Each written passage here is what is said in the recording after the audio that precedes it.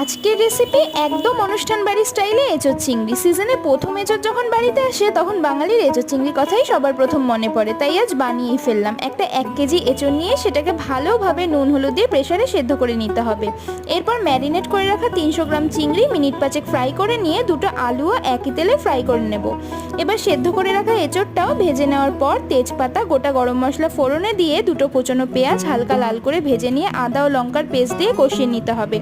এবার নুন, হলুদ, লঙ্কা গুঁড়ো, জিরে ও ধনে গুঁড়ো 1 চামচ করে দিয়ে একটা মশলা বানিয়ে নিচ্ছি, যেটা পেঁয়াজে দিয়ে ভালোভাবে কষিয়ে নিয়ে তেল ছেড়ে আসলে একে একে ভেজে রাখা আলু ও এঁচোড় দিয়ে 5 মিনিট কষতে দিতে হবে।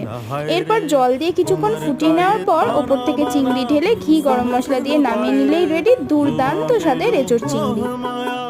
नमक लगाए रे के देखे ना भाले ना जाने ना दाए रे दिशाहारा केमन बोका।